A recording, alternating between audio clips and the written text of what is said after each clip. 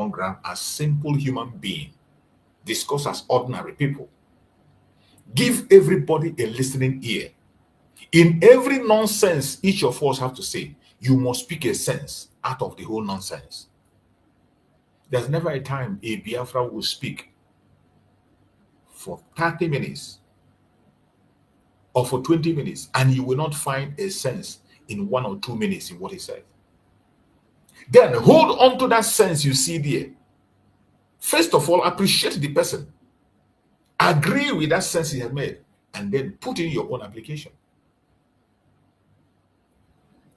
But when you disagree with your brother 100% totally, just because you are in charge or just because you know this, you feel you know better, you disagree completely with what everybody is saying, it is only your own that people must abide.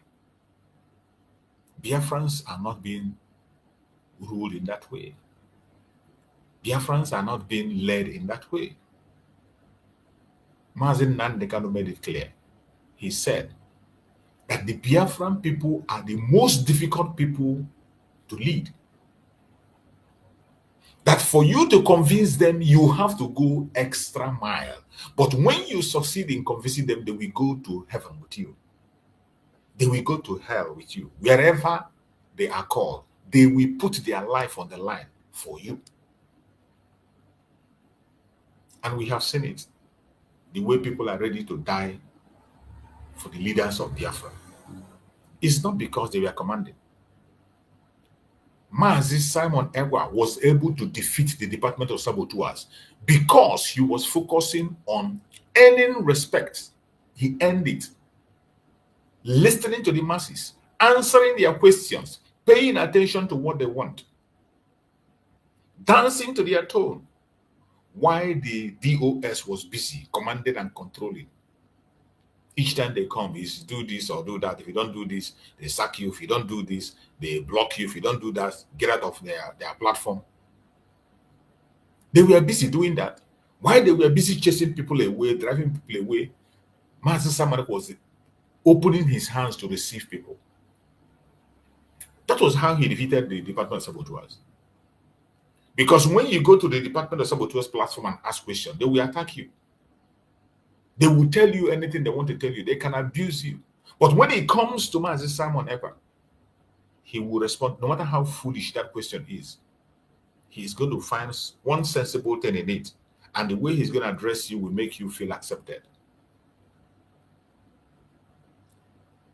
Why don't we go back to that very system that have worked in the past?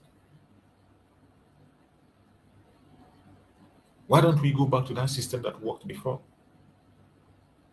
Why don't we apply the same system to work for us today? We have declared Biafra. Defending it has become a problem.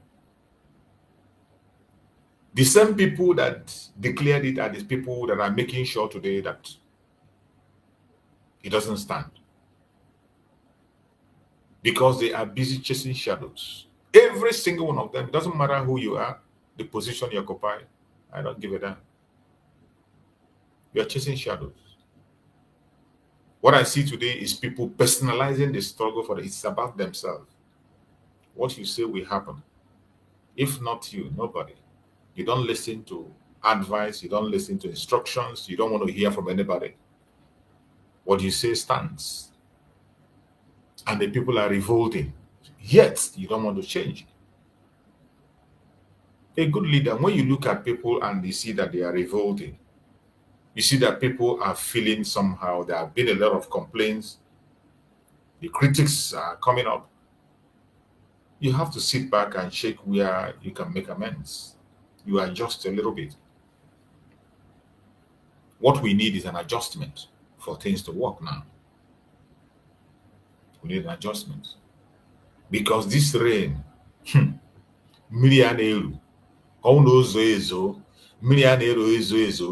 don't know the kind of eye we take to go to international community and say they should recognize you. If this rain falls, I don't know the kind of eye we will take to go and say international community recognize you. This is not the time for this war. This war, this internal war that we are seriously preparing now, some people are very serious in igniting this internal war. This is not the time. We are going to have internal war. We are going to fight internally. Even Master Simon said it.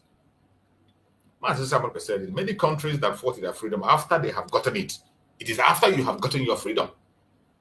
Then you can go into the internal war to sanitize the place and clear it off. But in our own case, we want to rush it now to fight the eternal war. Then before we now come back and focus on the recognition and other things for full restoration. I don't think it's the best idea.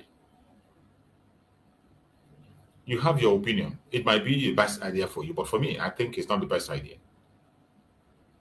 At this point, every one of us have to start making sure that this war doesn't happen among us.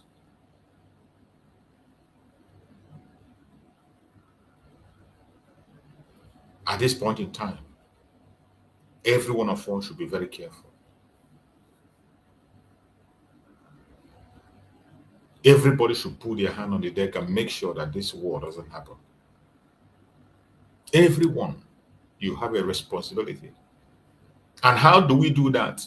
We must be able to listen to each other. Listen to your brother. Listen to your sister. Listen to your compatriot. Listen to people around you. Listen. Both the leader and the led. Everybody should listen to each other. We are not listening to each other. We are not. We are not listening. That is why sometimes you see some people, they talk before they think. They talk. Once they are angry, they talk. And the next minute, when that issue clears, you'll be hearing apology. You'll be hearing, oh, because we are fighting, that was why I said that. Oh, because of this, that's why I said that. But you have caused a damage already. You have caused a damage already. How will that damage be mended? That word that came out of your mouth, how can you take it back? How? We need to change our modus operandi.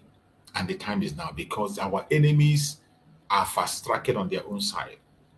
Our enemies are fast-tracking. We need to go back to whom we are. Focus on the enemies and make sure we get them out of our land. We need to get them out of the land. We need to get them out of the land. And for us to get them out of the land, we need to focus on ourselves and do what we have to do. My fellow Biafran that are watching, do not get distracted. Our enemies are still there watching. Biafra is overdue. The United States of Biafra is overdue. We have declared. Recognition is one thing that every one of us must key into.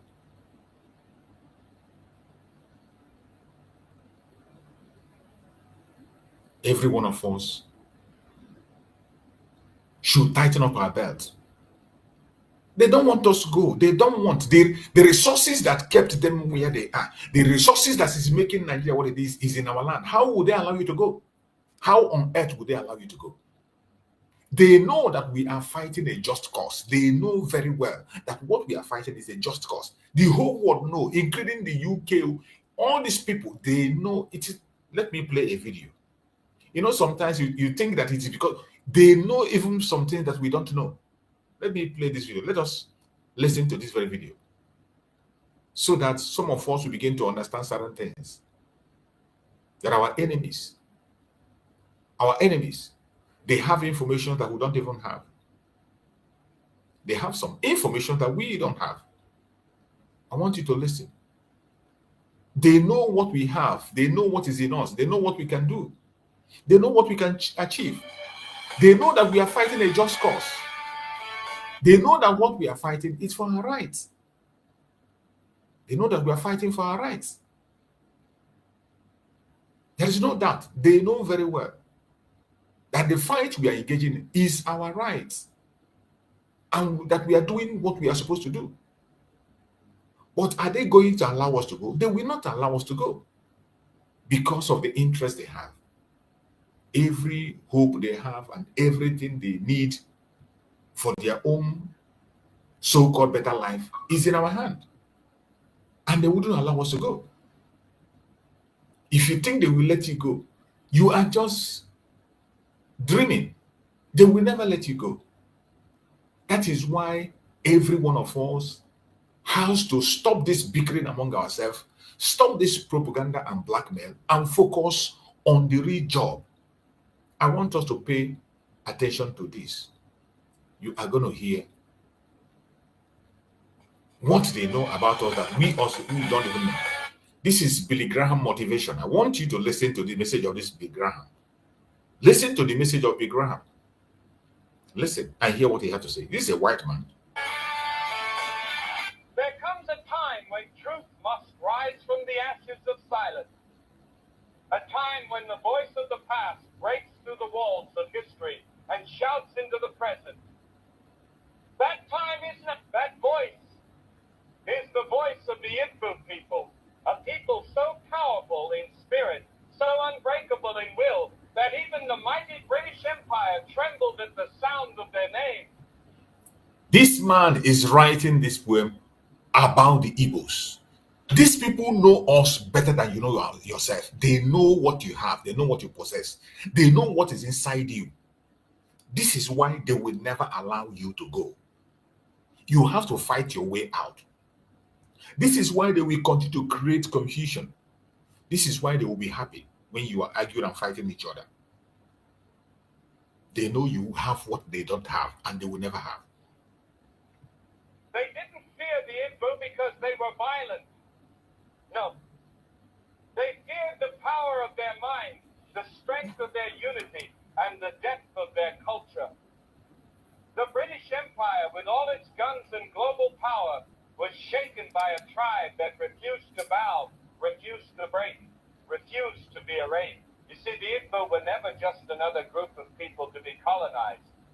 They were a force of resistance, a pillar of self-rule, a threat to imperial lies. The Igbo believed in freedom long before the West defined it.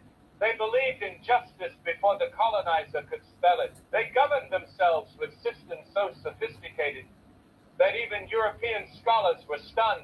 They didn't need kings appointed by foreigners. They chose their own leaders. They didn't need foreign religion to find God. They walked with him in spirit and in truth. That is what frightened the empire. Not their weapons, but their wisdom. Not their violence, but their vision.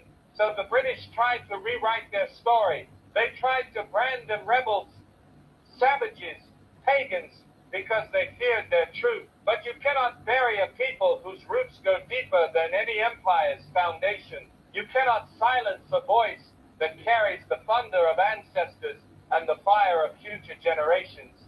The Igbo stood tall when others knelt. They fought back when others surrendered. They dared to say no to injustice, even when the price was blood. That is why they were sold in chains across the Atlantic, because colonizers feared what would happen if the world saw their strength. That is why the world has been silent about their legacy, because their existence exposes the lies of colonial narratives. But the truth is rising now. The descendants of the Igbo are rising. The world will know that the empire feared the Igbo, because the Igbo were never meant to be ruled. They were meant to lead. So if you are of Igbo blood or African descent, or if your spirit yearns for justice, stand tall, walk proud. The legacy they tried to silence is roaring louder than ever. You are not the forgotten. You are the foundation. You are not a shadow of history. You are the light that history tried to hide. And when you walk with that knowledge, with that power in your chest, no empire, past or present, can ever make you feel small again. The British Empire feared the Igbo not for their weapons, but for their wisdom, self-governance, and unbreakable spirit. In a world where empires thrived on control, domination, and submission, the Igbo people represented everything that colonial powers could not predict, could not contain, and could not conquer. They were a people whose strength came not from brute force, but from an inner fire, the kind that refuses to be extinguished. The British were not intimidated by armies or battalions when they encountered the Igbo. They were shaken by a culture that had crafted a society where freedom, equity, and intelligence ruled before the colonizers even arrived. Did you hear the description of a Biafran? And I want you to take note.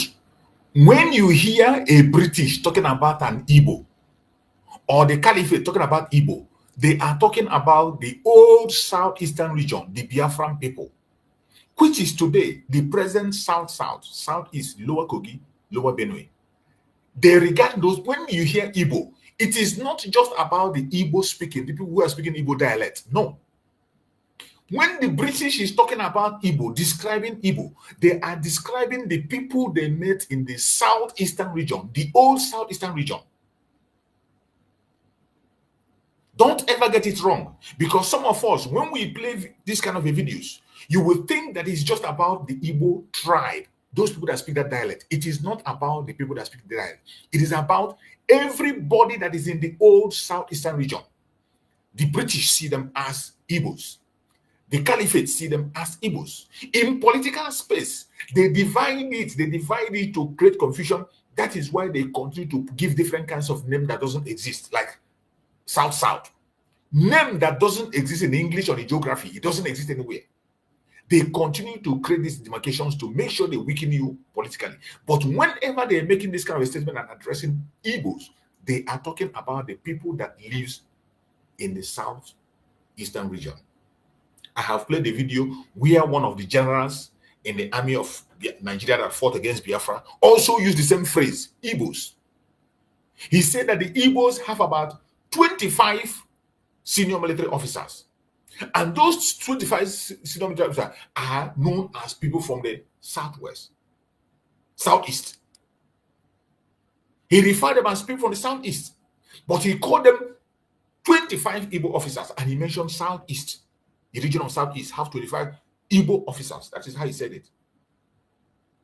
So each time you hear these people who are working for the British, for the Janjaweed speak, or a British man talking about the Igbo people, they are referring to people in the old southeastern region. You can see the description they gave us. They know very well what is in us and whom we are. They know. We don't need to tell them. And that is why they are fighting to that. This is why they opened their eyes, kuro, and they handed the country over to people who are foreigners. The Janjaweed from the Sahel region, people who are not even Nigerians, they took the country and handed over to terrorists.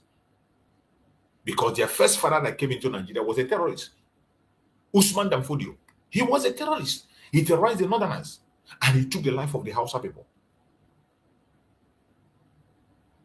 So when we talk, they know us. This is why they don't want us to go. Let us The Igbo did not depend on foreign systems to dictate their way of life. Their communities were built on sophisticated forms of decentralized government where every voice mattered. The elders were respected, the youth were empowered, and leadership was earned, not bought, not inherited, and certainly not forced by any outside throw.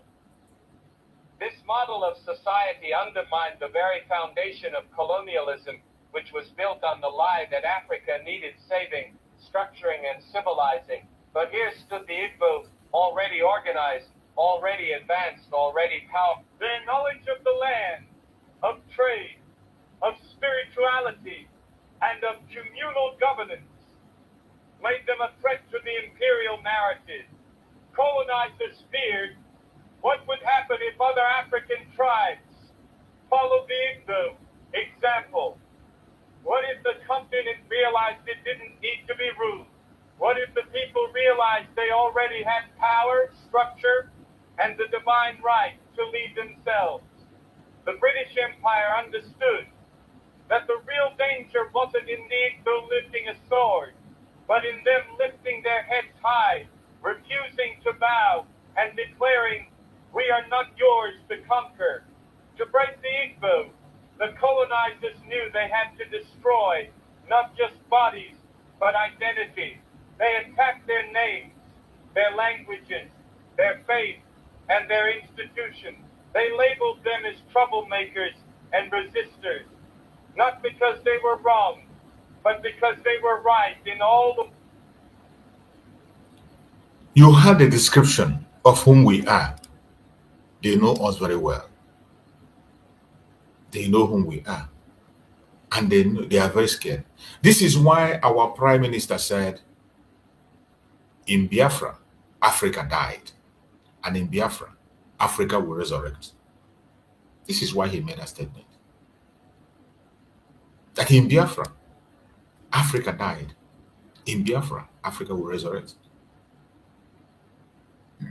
So it breaks my heart when I see that we cannot be able to manage our internal conflict at this point. We can do better. We all can do better.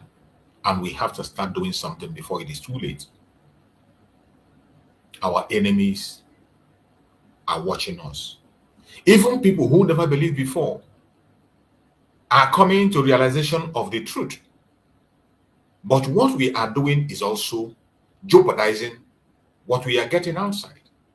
I also came across a video that was made by somebody who was speaking about the Biafran cause, who never believed in Biafra, who never believed or agree with us when we call Nigeria a zoo. Somehow the boy said he's now beginning to believe, and he's even example of what made Nigeria a zoo. In the midst of all these conversions, why are we not paying attention? Why are we not paying attention? Instead, we are busy talking about irrelevant issues. Let me look for that very video. Let's listen and hear what this guy has to say. It's another important information. Now, why we are getting these confessions, we ourselves need to have a change. You will never understand why Igbos call Nigerians until you become a victim. I'm from Benue State, and I'm one of those people that always get angry when I see Igbo people calling Nigerians. I never have problem with Igbo people, going their separate way or dividing the country and giving them Biafra. But the only problem I used to have with them then is that language they use. Nigeria is a zoo. So each time I hear those things on comments, on videos, I say, what is wrong with these people? If I won't get to know Biafra, look now get them now, make like other people hear what.